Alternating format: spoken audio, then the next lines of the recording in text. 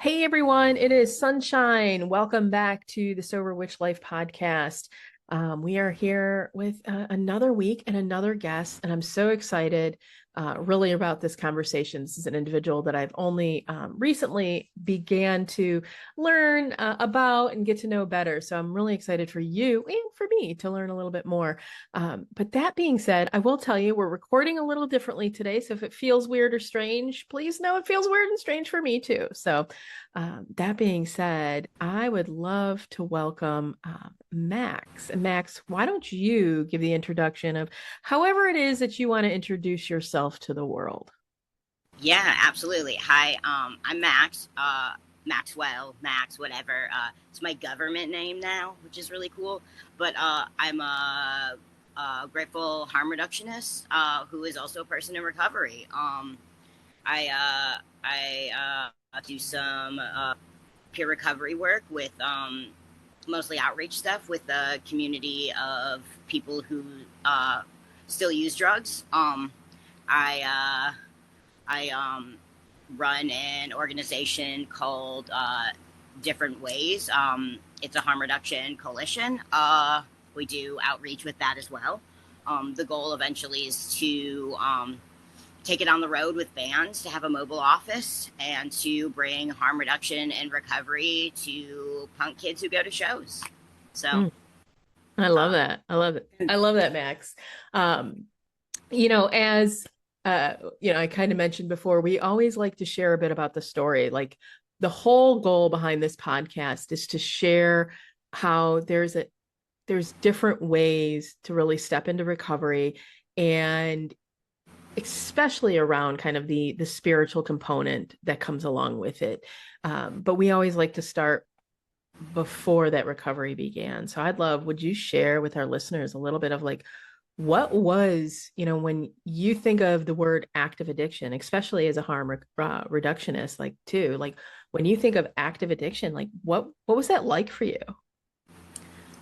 I think I'm sure that other people can relate to this, but I never saw myself as an addict. So when I go back to my roots, I think before I was an addict, before I considered myself somebody who had substance abuse problem, I was just a 15-year-old kid who loved to do drugs. Like I just, I love to party. Like I booked shows in Metro Detroit for 10ish years, punk shows, emo shows, all kinds of stuff. I threw like big ragers and Ferndale parties. And I just like we drank 40s, we did whippets, we did all of the things. I was actually really afraid of hard drugs. It had been a thing that was in and out of my life. When I was in high school, I was a juggalo, so I hung out with people who used uh, stimulants that were like considered hard drugs, but I was always afraid of it. My first time like dating somebody who sold hard drugs, I was 15 years old, and I dated the high school coke dealer, and like I never saw it. I never thought about using it. I just, when I was 14 or 15, all of my friends were on probation from smoking weed, so I started smoking spice with them, or K2, or and this was in Mobile, Alabama, and so it just kind of perpetuated. Like I was just a club kid or a party kid. I consider myself like a dirty kid, which is just like a traveler. Like I did a lot of touring, and it was just like I didn't feel like I was addicted to a substance. I felt like I was addicted to a lifestyle.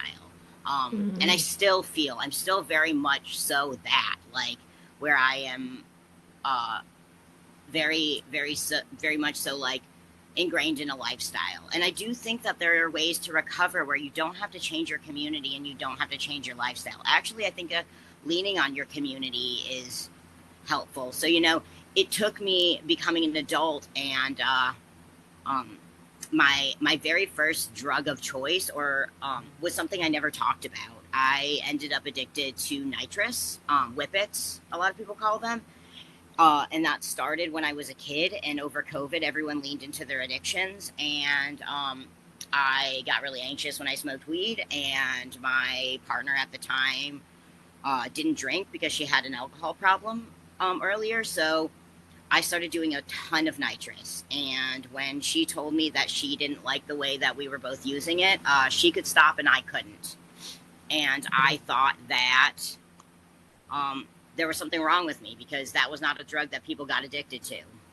It ruined my marriage. It ruined my life. I crashed cars. I did all of these things. And alongside that, I also used a lot of stimulants. And it really wasn't until I started using meth that it kind of woke me up to like, I've made the decision to step into a space that like everyone tells you this becomes a problem. And so that kind of slingshot me into getting help. So in a very backwards way, I say that hard drugs saved my life. So Mm. You know, I'm curious because that's quite and I think a different and unique journey. And I really appreciate the perspective because again, addiction never looks the same on each person, right? It just doesn't. How did you see yourself through all of this, right? Because you talk about going right from kind of the party kid in high school. You talk about, being in a relation. Like, how did you see yourself through all of this? hmm, I don't know. I think it was really. Give me just 1 second.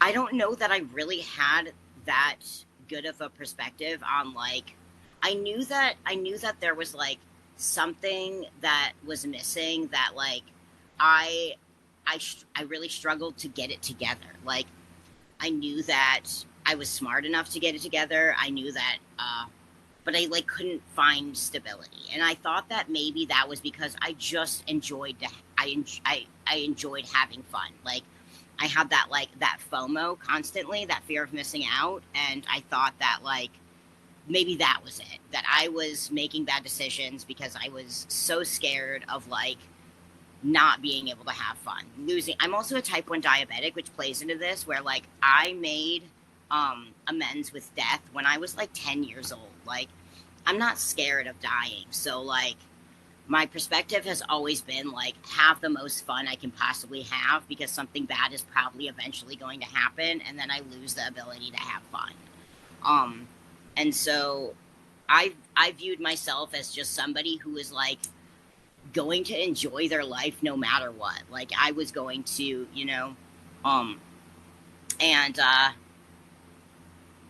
I always sought out partners that were chaotic and really into art and like just like we kind of just like we just perpetuated each other's bullshit um instead of like uh having those hard conversations and setting hard boundaries and saying like we need to collectively like do something about like there needs to be a balance. And I know that now, but then I guess to simplify your question, I saw myself as somebody who just enjoyed having fun.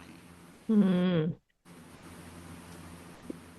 You know, I'm curious, did that change as because you talked about you made the comment like hard drugs saved your life. Did this change? Did that view and perspective of yourself change in that like realization that you Ab- couldn't? Absolutely. Like that is when um you know in that moment was when I realized like this is not having fun anymore. This is dependency. It went from being enjoyable to being dependent. And honestly, I should have. I feel like looking back, I'm very self-aware, and looking back, I think I should have realized it before. So, just as a little bit of a explanation, the way that this happened, I was um, kind of house sitting for some friends. I was house sitting at a trap house, which we were trying to um, clean up and turn into something more sustainable. And I wasn't really using hard drugs, or no one knew I was using hard drugs. So my friends moved me into their house to try to like stabilize it while they went out on the road to try to get sober. And instead of like that happening, which it did happen in a way, I was also trying. supposed to be trying to get sober, I was just using in their house. And I'm able to keep it enough together enough where like the police stopped looking at the house, and like other like addicts stopped showing up to like try to buy drugs, and like so it started looking better. But it was, personally, my life was getting worse because I was living alone, and at that point I could indulge in all of the substance use, without anyone telling me that I should probably stop. So what ended up happening is my friends came home, and we both confided in each other that like we didn't well, the things that we said we were going to do never happened, and the house immediately turned back into a trap house. And so there was a lot of in and out, and there was a lot of hard drug use. And I woke up one morning, and at 10 a.m., a friend of mine had overdosed at our kitchen table. And my roommate was being very, very relaxed about it. And I had a moment of clarity where I was like, I'm not supposed to be living like this. I was the only one that was holding a job down, not very well. It'd been the first job I had had in a couple of years, and I was maintaining it, but not well. And, at that point, I was using so much nitrous that it had stopped working. I wasn't getting high anymore. I would take out loans. I would drive to the store. I'd tell myself in the car, I'd just be like, just turn around, just go home. Like, this isn't going to work. You're going to try to like figure out like how to pay for it. Like I was doing all of these things to try to talk myself out of going to pick up. And I just couldn't. As soon as I had the thought, I was gone. It was done. I was using nitrous from the moment I woke up, throughout work. I worked in this, an assisted living facility. I would keep nitrous tanks in my backpack and do them in the residents' bathrooms. I was doing it in the break room, everywhere. It was really bad, but I wasn't getting high anymore. Like, and I'd been using, meth for less than a year. So when I saw my friend overdose, I don't know, that was it. Something in that moment, I went into my closet, my little walk-in closet thing. And I closed the door, and I called my therapist, and I owned up to everything. I was like, this is what's going on. And he said, I think you need to call community mental health and request a peer recovery coach. And I did that. And she said, wow, it sounds like you need to go to rehab. And that's how I ended up in rehab the first time. So, So the first time, the first time. I know I've never sat at rehab, but I have certainly relapsed and been, on the merry-go-round of coming back around to it. What did this look like? I mean, when you say first time, like from the time of that first time then until like where you say that you felt more confident, like what did that journey look like? Because you described again yourself as a harm reductionist. So I would imagine there's some lessons in there around, what that means. Yeah, absolutely. So, when I talk to people about recovery, I try to tell them that, and for context, I do 12-step programs. So, I do engage in some of the 12-step programs. But I do think a little bit different. So I hated 12 steps in the beginning. I hated it. And something kept forcing me to come back. And I think part of that is, it is a support group, and it is, most times a day you can just go to a meeting. There's support there anytime. And I hated it, but I continued to come back, like, because there was something that I needed. And, it was, so I really focus on the difference between clean time and recovery time.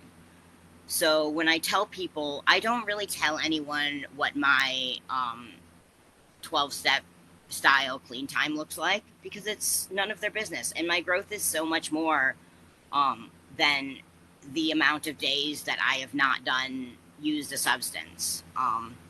And that's because I'm a harm reductionist. That's because each time I relapsed, it was less. I implemented the harm reduction, and I used drugs and substances that were going to hurt me less.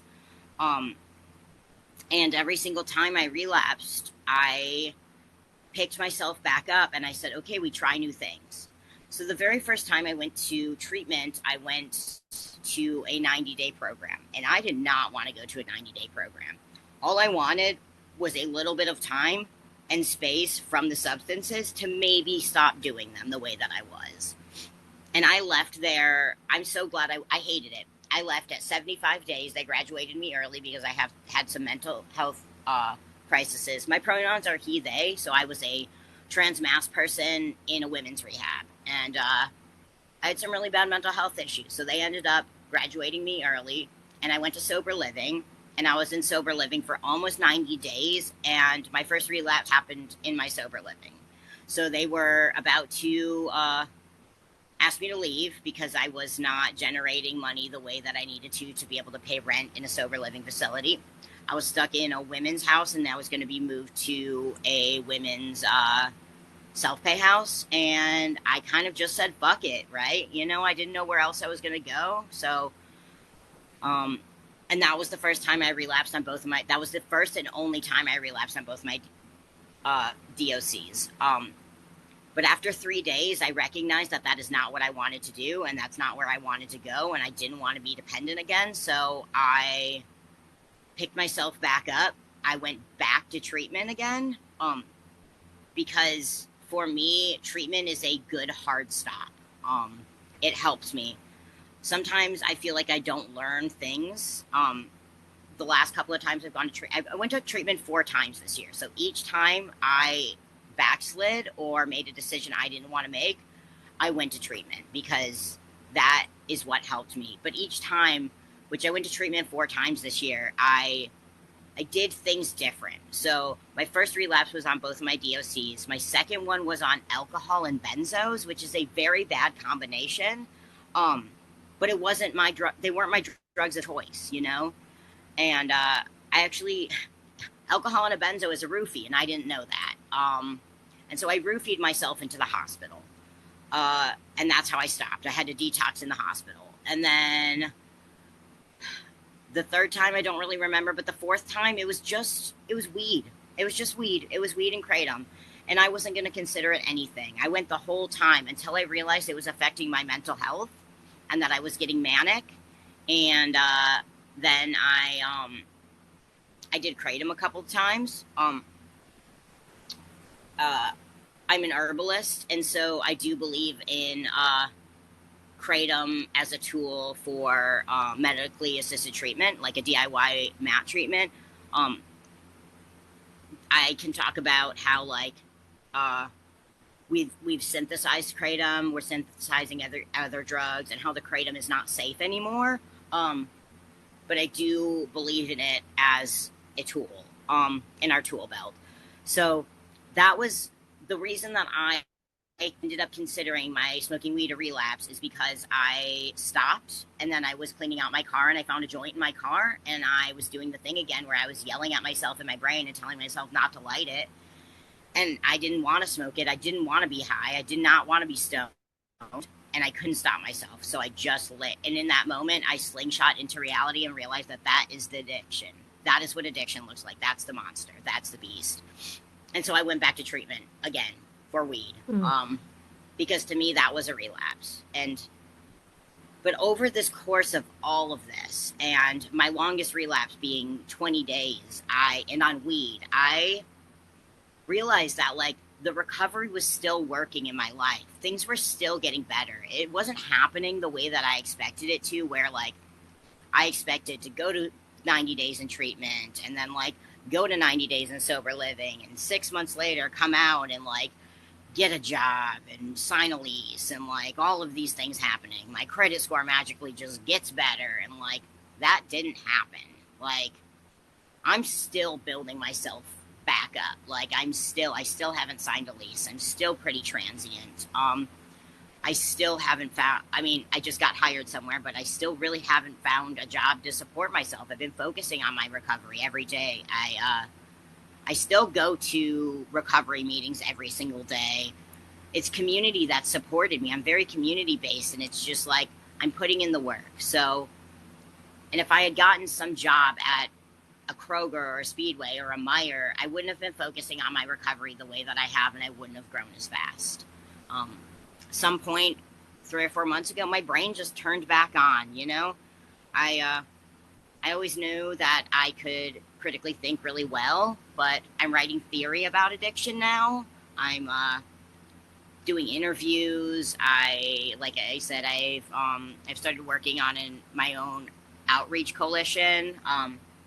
I'm able to I'm able to actuate on the things that I want to do, and that is what recovery is. And just because my clean time is not the same as my recovery time, I don't like to tell people my clean time, because then they say I only have that amount of time in recovery, and that's not true. My life, Mm, if I was back at the amount of clean time that I have, and I considered that my recovery, mm, I would be using drugs again right now.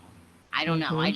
So No, I love that you share that, Max, and what we within the Sovereign Phoenix and the Recovery Coven, it's a really important that we emphasize that every individual gets to choose what recovery looks like, what it means, what it is, right? You get to choose whether or not you even use the word sober. I mean, the reality is, if there are people like the argument that folks get into, you've got folks that were heroin users that are on methadone or Suboxone, and people will argue with them that, well, you're not in recovery. And I'm like, bullshit.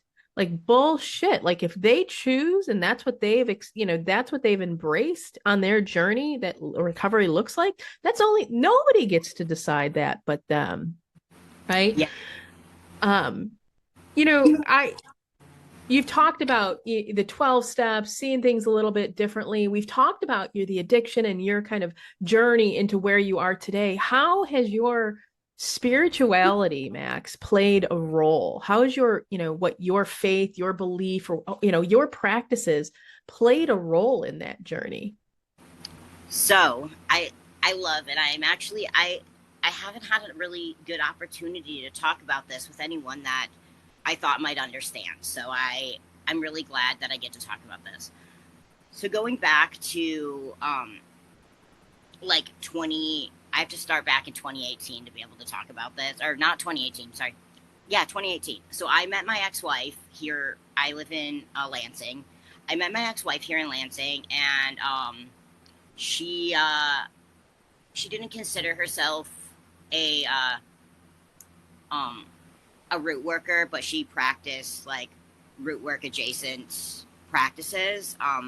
She is like a a white person, and so I started learning about hoodoo and root work. I started learning about chaos magic and intention, and it just kind of like exploded from there. I come from a very conservative Christian background, and I always knew that like that was scary, and I didn't. That was not. I couldn't go back to that. It'd been ruined for me at this point, and I still feel that way. I've come around to like appreciating people that can practice a like tangible Christian God, or like any tangible God in general. Like, good for them, but like I can't do that. And so I started learning about um, like magic and witchcraft and intention, just intention and energy work, back starting in like 2018 ish. Um, COVID hit, and I'm very community based, so a lot of like bartering, supportive chats kind of popped up in our community. And my ex wife and I took on the role of like making natural medicine, of being herbalists. So we were foraging, and also buying like, and this did play a role in my addiction, in the sense that I was doing plant science on myself a lot. um, So I would try things, for fun. Things like wild lettuce, blue lotus, just the things that I never smoked nutmeg, but I probably would have smoked nutmeg if I had known at that time. Don't do that, anyone. It's not fun. It's really bad. Uh, but I was doing a lot of plant science. We were doing trades with somebody that was growing both medicinal and like psychedelic mushrooms, making lots of tinctures, making lots of smoking blends, doing all of these things because we didn't know if the medical systems, were going to like fail. Like we didn't know if people were going to lose access to their mental health meds, or so. That's when I started really getting into herbalism. I practiced it a little bit more. All of those things over the last few years, slowly but surely. That's how you learn. I tried to put time into learning more about like intentional magic. I got really into to plug one of my favorite like practitioners, Dana Newkirk. I love her a lot with the traveling museum of the, I forget what it's called, the traveling museum of the paranormal and occult or something like that. I don't know, whatever. But she's great, and I started learning from her a lot, and about intentional magic and energy work, and just like different ways to go about that. Because what people don't understand in magic is like you can't just crack a book and read about it. Like you can, but you have to learn to figure out how to create and manifest energy on your own. What works for you works for you. Once I got out of rehab, and actually not that long ago, I had what the 12-step programs tell you is a spiritual awakening. So when I left rehab, I realized that my higher power already existed in my life, and my higher power was community. That is always going to be bigger than me. It is always going to show up for me when I need help. And that's what a higher power is. It's just something greater than you. But I was walking in the woods, and I realized that dirt was my god. That like the thing that ruled me, and the thing that created life was fertility. And that like every living thing, everything in the world experiences fertility. The dirt and the earth is the most fertile thing that exists. I truly say that, like, as a transmasculine person, I would never change that, because I am a person that gets to experience like the energy of fertility in such a huge way. Like, I do believe that people that that like cis men and trans women like also get to experience fertility. I think that for them it's a little harder to like connect with God in that way, because it's a little further removed. But like they also experience fertility, and like I don't like using the term Mother Earth. It just feels a little silly and cliche. I've always considered myself an Earth firster, so I'm very like ecocentric. I've always been. It's getting more intense. The more fucked up the world becomes, the more like ecocentric I become. I'm trying to learn to view things through a anti-colonial lens. So I've been, in every way that I possibly can, I've been trying to practice gift economy, which is like, I won't go into it, but it's basically like what people think bartering is. And it's just like, that is the way that the indigenous people, that was how their economy functioned. And that is when the systems fail us, that is what we're going to need. And to create gift economy, we have to have community. So my God and my spirituality is fertility. My higher power is community, and to me they're different. And but I practice them, in in an intertwined way. Um, I practice connecting to my God by I'm actively trying to move away from using plastic at all, because I think that for me, in regards to my spirituality, I have to engage in reality as much as I can, and plastic is the furthest thing from reality. So I try to only wear natural fibers. I don't buy things. I try not to buy anything. I don't buy anything plastic for sure. Um, I try to only use things that already exist in the world. Um, so I do a lot of sourcing. Still to this day, even though I am sober all the way. I've been trying to play around with using the word clean because people understand it more. Um, but I also have been playing around with the idea of calling it like getting higher or reaching higher ground through sobriety, through not using substances, not being dependent on something. But I still dumpster dive because that is food that other people could use, you know? Mhm. And I this is how I connect to my God, is through how the best way to explain it in very simple terms is engaging in reality, doing all of the things that I truly believe are real. I try not to be inside very often. I don't watch TV. I When I'm watching television, I try to do it in a way that I'm engaging with art, whether that be cartoons or film. I don't like to use anything at all that just turns my brain off. Um, Unless I'm in nature, engaging and turning my brain off by connecting with God. So that was very long winded, but that's what my spirituality looks like now. I've been practicing a lot of herbalism, a lot of foraging this summer. I really would like to. It didn't happen this year, but I'd like to start a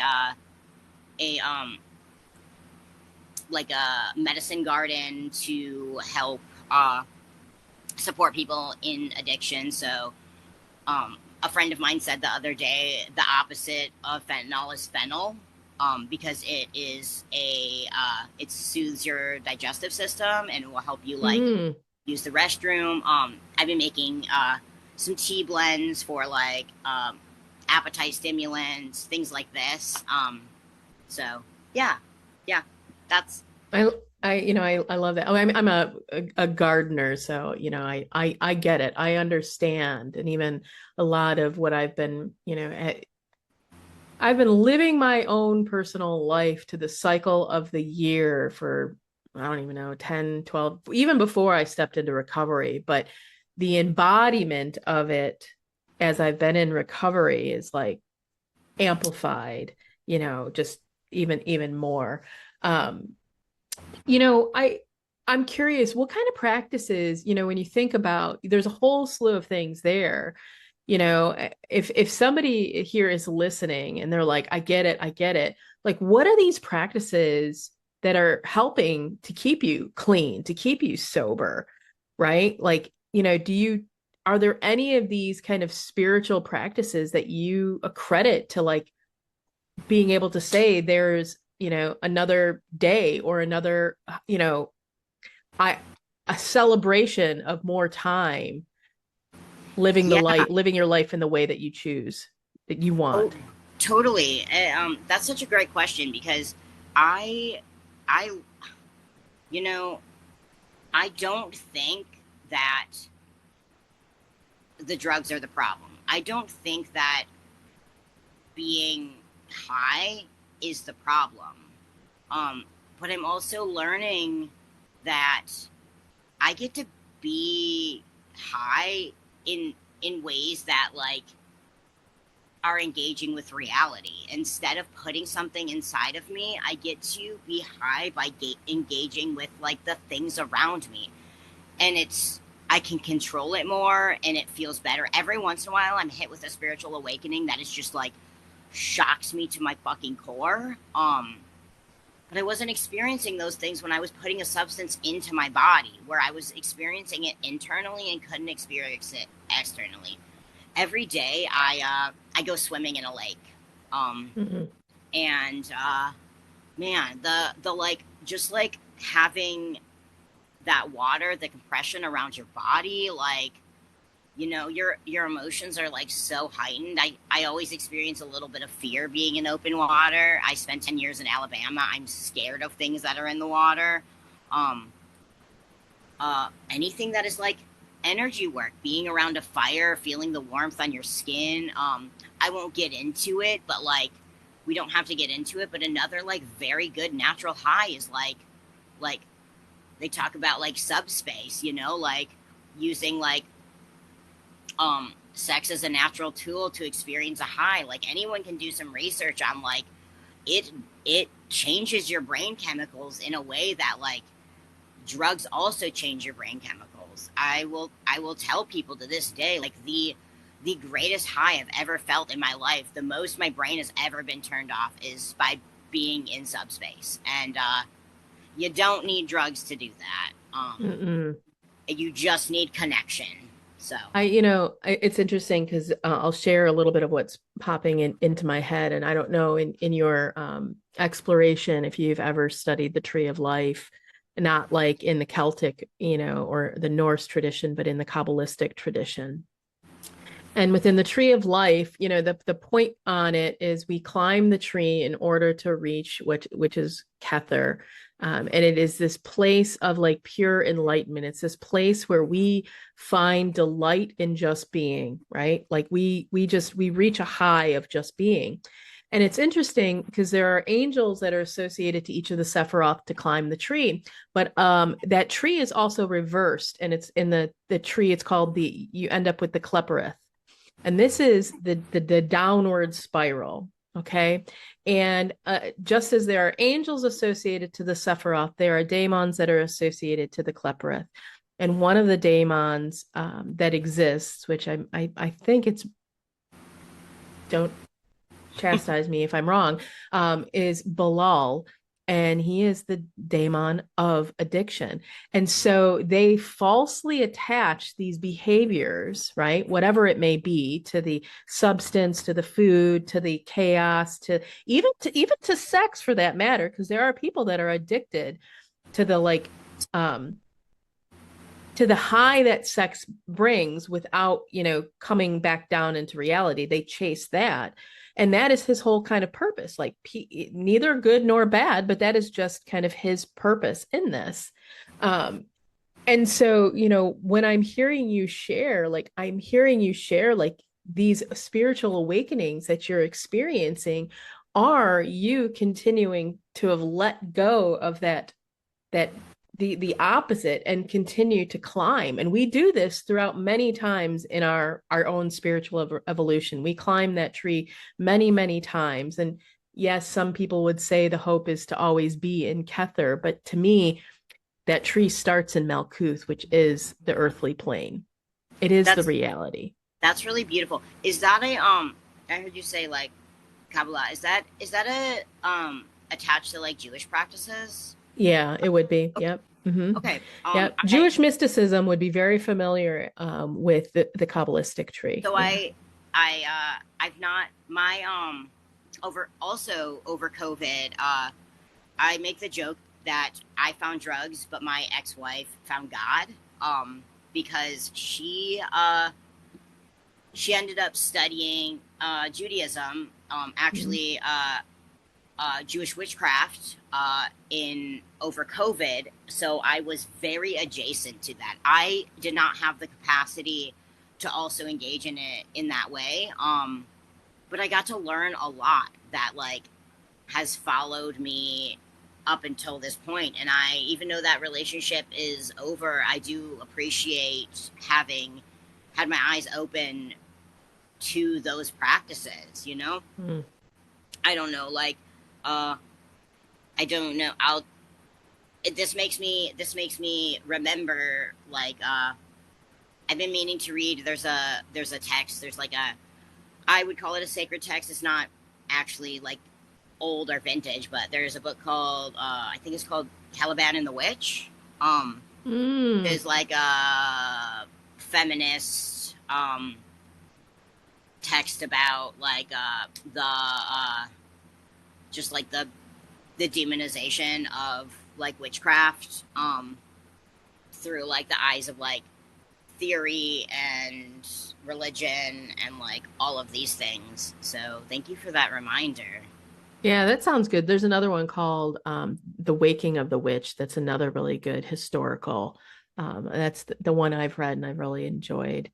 Um, I'm curious, like, we're talking about things that, if you sat around in a 12-step table, some folks would roll your eyes at. Have you ever felt like this, because I've asked this question to a handful of folks. Have you ever felt like you've had to like hide this, keep it quiet, not, it's not welcome in those spaces? I'm just curious. Absolutely. So that's the reason I keep going back. Um, I do think that there are value in 12 step spaces. So for me, I work in outreach. I am interacting with people in active addiction every single day. So I do have to have a community that practices abstinence. I need both parts of it. And um, I go back and forth, I bounce back and forth between like, do I belong here? Should I stay here? Um, but the encouragement within myself is like, there are other people like me out there. There are other people like me, but a lot of them won't touch 12 step spaces. And what if they need that? What if they also need that? So I continue to show up to 12 step meetings because it's not going to change on its own. And I do think I am coming around to the idea that like there needs to be abstinence only spaces so those people can support each other. Um, I don't like that the 12 steps have grown into some of the biggest support groups and they are abstinence based because it's it's hard. It's hard because there are people that are choosing other pathways that now it's harder for them to find support groups. Honestly, I don't know if I'm other than like, there are other groups that are more harm reduction based. There's Sober Faction from like the Satanic Temples and that's where I started, was in Sober Faction before I even knew I had a problem. For some reason I went to those meetings, I liked them, and I continued to show up. I was like, I don't know why I'm sitting here. All these people are talking about smoking crack. I've never smoked crack in my life. Like, I'm like, I don't know why I'm here, but I'm here and I like it, so I'll keep coming back.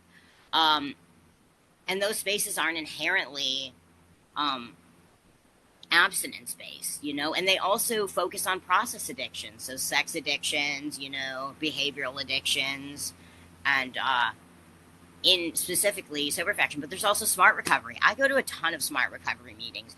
I would probably go to one NA meeting a week and all smart recovery if that was offered. But it's really not. We get a couple smart recovery meetings in Lansing. Um, Sober Faction is all online if anyone is interested in that. They have tons of online meetings. So, but I think Detroit has at least one or two Sober Faction in-person meetings. I'm not really sure. I haven't looked into that. But, there's Recovery Dharma, and I know people. And the thing about being the person that I am and being so loud about being a harm reductionist in 12-step spaces is I know everyone that uses substances in 12-step spaces. They are comfortable with me to talk about their lifestyle. I met someone today who was telling me that they are at the gas station this morning that is in a 12-step program with me, and that they're struggling and they are willing to open up to me about it because they know that I'm not judging them. But I do get a lot of eye rolls, and I've had people straight up tell me, if you don't start working steps right now, you're going to relapse. I want to work steps because one, I want to know, I want the knowledge that it brings. I am pro growth. I don't like being inside. I don't like staring at a workbook. But I'm going to do it. I'm going to do it because it has helped a lot of people. So I'm going to do it too. I am struggling with finding a sponsor because I need a sponsor to understand that I am going to do things differently.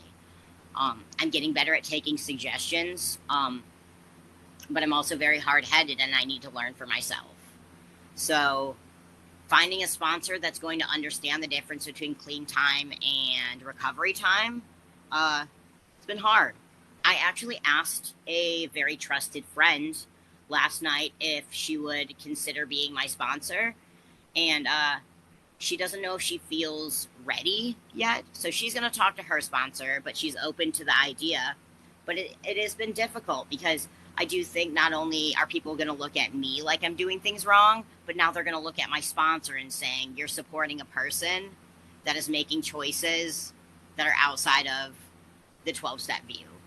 So it's hard. But like I said, I keep showing up because I want other people who feel like me to have space there. We deserve space there. Like, we deserve to feel like we can do our recovery however we want. And I won't get too much into this because I haven't done a ton of research on it.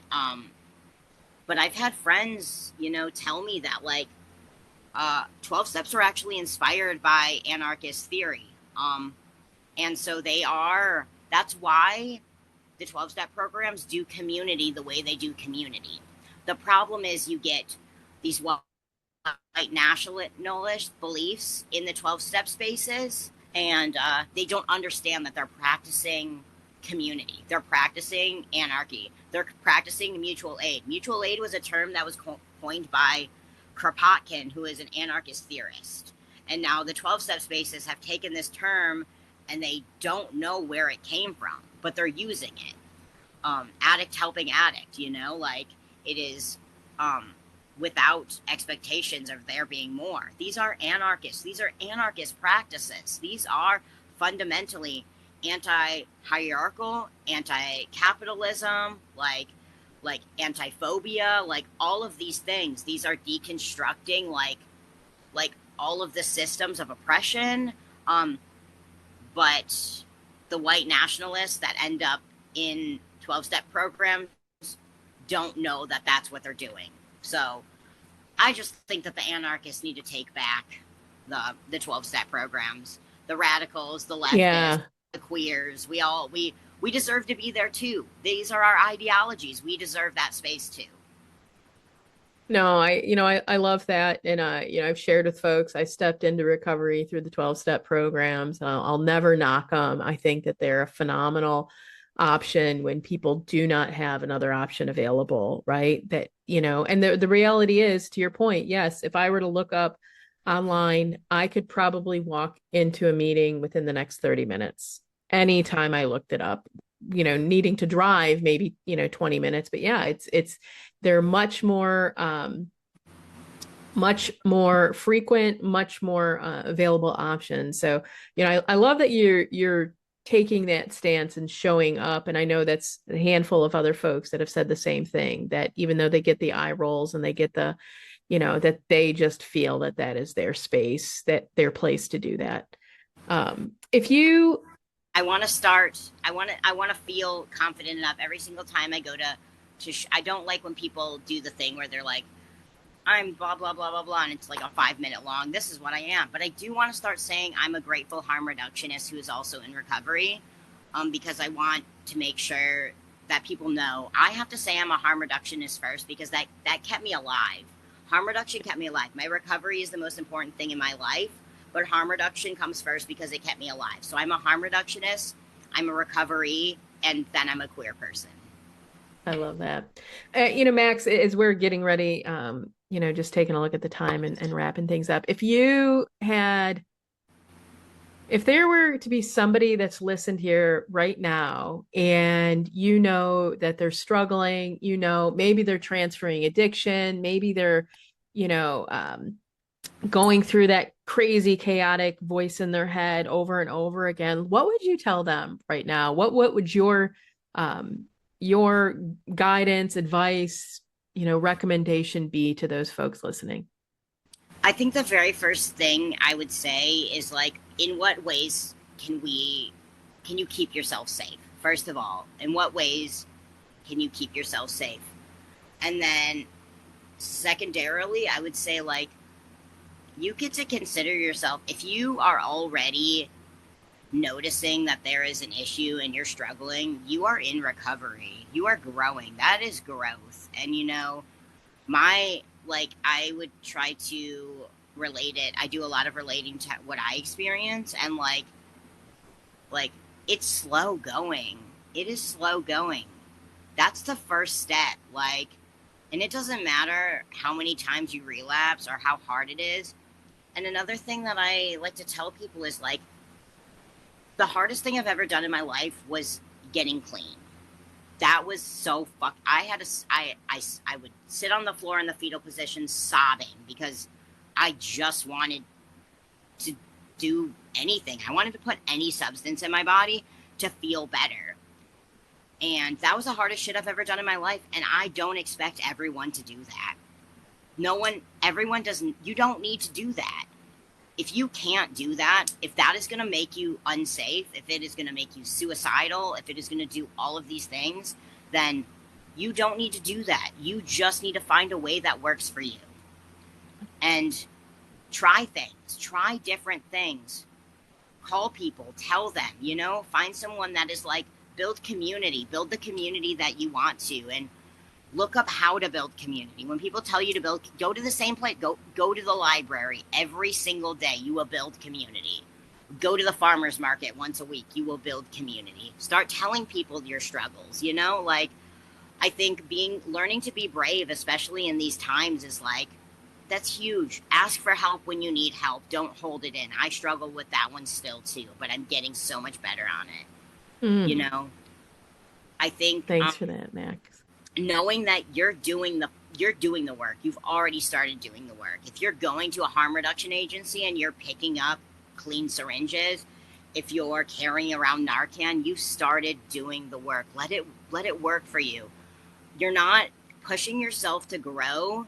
A lot of times you're not going to grow in the right ways. Just let it unfold, and you've already started. So keep doing what you're doing because you're doing a good fucking job. I love that. Max, why don't you let folks know if they liked what they heard, if they're interested in what you've talked about and they wanted to reach out to you, how can they find you? How can they reach out to you? I'm very open, and I will accept Facebook friend requests. I also Instagram. I use Instagram, so I'm medium ugly Maxwell on Instagram, and Maxwell Vetiver on Facebook. Um, I should be making a different ways harm reduction coalition Facebook page soon. So as soon as I have that, and an Instagram, hopefully. But if anyone needs to reach out, and if you need anything, like especially like harm reduction supplies, if you're in the Detroit area, I can definitely get you resources there. I have resources for quite literally everyone. If you're a sex worker, if you're a person who uses drugs, if you are a queer person, whatever, like hit me up. If you need somebody to sit with you on the phone while you use drugs because you don't feel safe, if you need somebody to sit with you in person while you use because you're scared of overdose, if you need somebody to cry to, honestly, just hit me up. I will tell you whether I have the capacity to do those things or not. If you need safe using supplies, same thing. Like, do not be afraid to reach out, cold drop a message in my inbox. I'll even send you my phone number. I'm here for whatever needs I can offer within capacity. So, queer stuff too, any of it. So, and I just want to plug this too. There is a warm line called Never Use Alone that you can call and stay on the phone if you're going to use by yourself, so that you can stay safe. They will only call an ambulance and they won't call the authorities. You're not going to be put on any lists. You just give your location and an ambulance shows up if you're overdosed. So I appreciate you sharing that, Max. I think that's an important conversation, and I really appreciate, everything that you've shared here today. So, folks, this is a great conversation. This is an honest conversation, and I know addiction looks different for each and every one of us. So does recovery.